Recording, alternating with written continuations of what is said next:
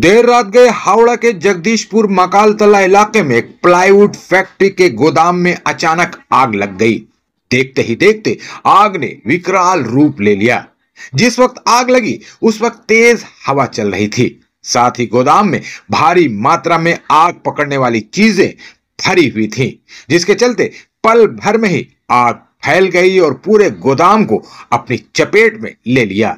स्थानीय लोगों ने आग की लपटें सबसे पहले रात लगभग 11 बजे देखी। तुरंत ही उन्होंने इसकी खबर दमकल विभाग को दी।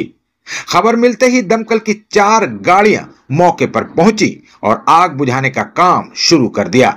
साथ ही लिलुआ थाने की पुलिस भी मौके पर पहुंचकर स्थिति को नियंत्रण में लाने में मदद करने लगी। मुकामी लोगों को यह डर सता रहा था कि कहीं आग गोदाम के पास के घरों को अपनी चपेट में ना ले ले, लेकिन दमकल कर्मियों ने इस खतरे को टाल दिया, जिसके चलते लोगों ने राहत की सांस ली। शुरुआती जांच में यह आशंका जताई जा रही है कि आग लगने की वजह इलेक्ट्रिक शॉर्ट सर्किट हो सकती है। हालांकि सही कारण की जांच अभी जारी है। आग की भयानक लपटों ने पूरे प्लाईवुड फैक्ट्री गोदाम को राख का ढेर बना दिया है। सूत्रों के मुताबिक इस आगजनी में लाखों रुपए का नुकसान का अनुमान लगाया जा रहा है। लेकिन राहत की बात यह है कि इस घटना में किसी के हताहत होने की खबर नहीं है।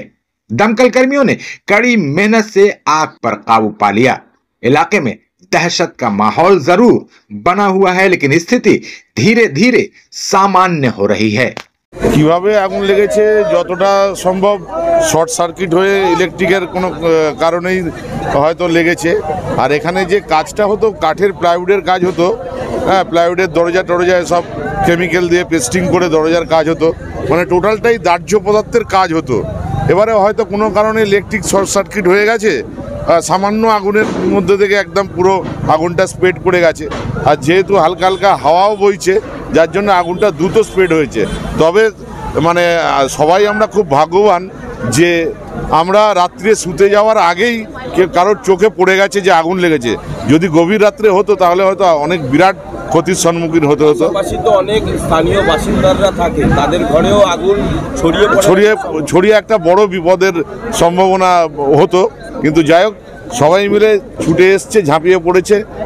সঠিক সময়ে ফায়ার ব্রিগেডকেও খবর দেওয়া হয়েছে। যদিও আমাদের হাওড়ার গাড়িটা একটু দেরি হয়েছে, এদিক থেকে আমাদের হুগলি থেকেও গাড়ি অতি দ্রুত চলে এসছে। সবাই মিলে একদম সুন্দরভাবে। আরও 2টো গাড়ি বলেছি, 2টো গাড়ি আসছে। ফায়ার মোটামুটি কন্ট্রোলে আছে। 2টো গাড়ি জল দিলে মোটামুটি নিয়ে যাবে। এটা আপনার নামটা দাদা? আমার নাম সাবাবৈশা সুন্দর বিশ্বাস, বালি ফায়ার স্টেশন।